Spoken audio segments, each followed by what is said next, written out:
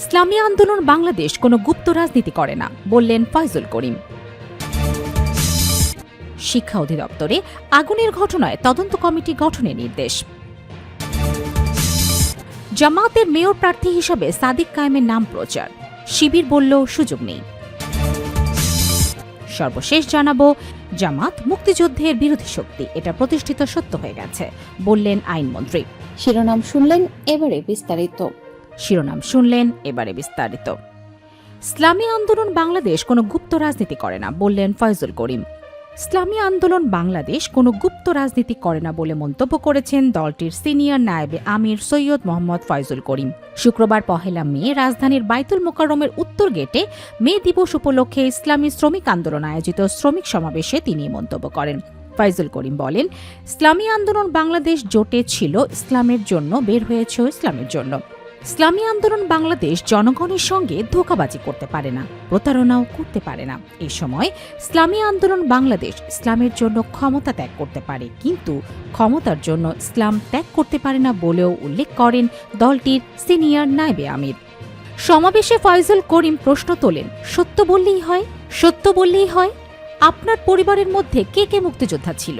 তাহলেই জাতি স্পষ্ট বার্তা পাবে যে অমুক অমুক মুক্তিযোদ্ধা ছিল। আমার পরিবারের লোক মুক্তিযোদ্ধা। কে কে মুক্তিযোদ্ধা? কোথায় যুদ্ধ করেছেন?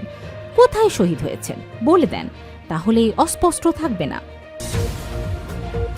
শিক্ষা অধিদপ্তরে আগুনের ঘটনায় তদন্ত কমিটি গঠনের নির্দেশ। রাজধানীর মিরপুরে প্রাথমিক শিক্ষা অধিদপ্তরে অগ্নিকাণ্ডের ঘটনায় 3 সদস্যের তদন্ত কমিটি গঠনের নির্দেশ দিয়েছেন শিক্ষা এবং প্রাথমিক ও গণশিক্ষা মন্ত্রী ড. আ.ন.ম. এহসানুল হক মিলন। শুক্রবার 1 মে ঘটনাস্থল পরিদর্শন করেন শিক্ষামন্ত্রী। এ সময় প্রাথমিক ও গণশিক্ষা সচিবকে 3 সদস্য বিশিষ্ট তদন্ত কমিটি গঠনের নির্দেশ দেন তিনি। মন্ত্রণালয় জানায়, শুক্রবার ভোর আনুমানিক 5টার দিকে এই অগ্নিকাণ্ডের ঘটনা ঘটে। পরিদর্শনকালে মন্ত্রী বলেন, আগুন লাগার পেছনে কোনো নাশকতার সংশ্লিষ্টতা আছে কিনা তা খতিয়ে দেখতে হবে। এ বিষয়ে পুলিশকে প্রয়োজনীয় নির্দেশনাও দেন তিনি। পাশাপাশি দ্রুত তদন্ত করে প্রতিবেদন জমা দেওয়ার তাগিদ দেন। এ সময় প্রাথমিক ও গণশিক্ষা প্রতিমন্ত্রী ববি হাজ্জাজ, সচিব মোহাম্মদ শাখওয়াত হোসেন এবং প্রাথমিক শিক্ষা অধিদপ্তরের মহাপরিচালক শাহিনা ফেরদৌসি উপস্থিত ছিলেন।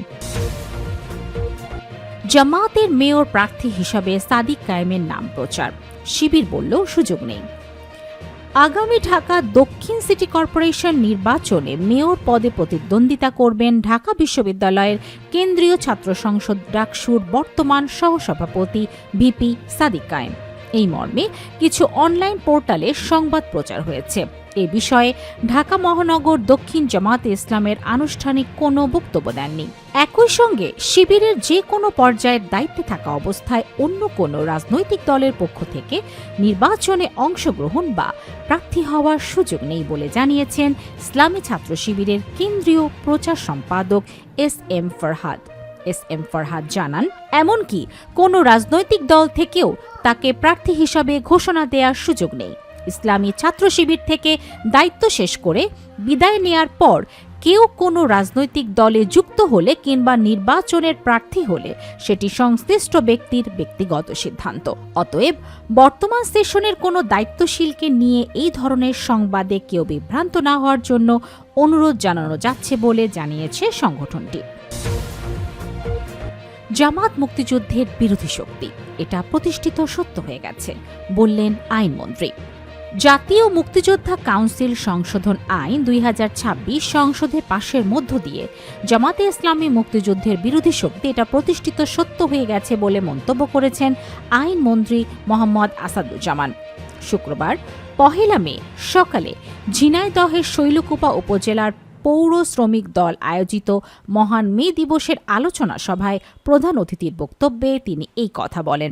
আইনমন্ত্রী বলেন, তাদের পূর্বসূরীরা মুক্তিযুদ্ধের সময় বাংলাদেশের বিরোধিতা করেনি, সেইটা বলার আর কোনো নৈতিক দায়িত্ব জামায়াতের নেই।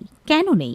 এই সংসদে আমরা একটা আইন পাশ করেছি, জাতীয় মুক্তিযোদ্ধা কাউন্সিল সংশোধন আইন 2026। সেই আইনের মধ্যে একটা সংজ্ঞা আছে, ধারা 2 এর উপধারার 10 বলা আছে,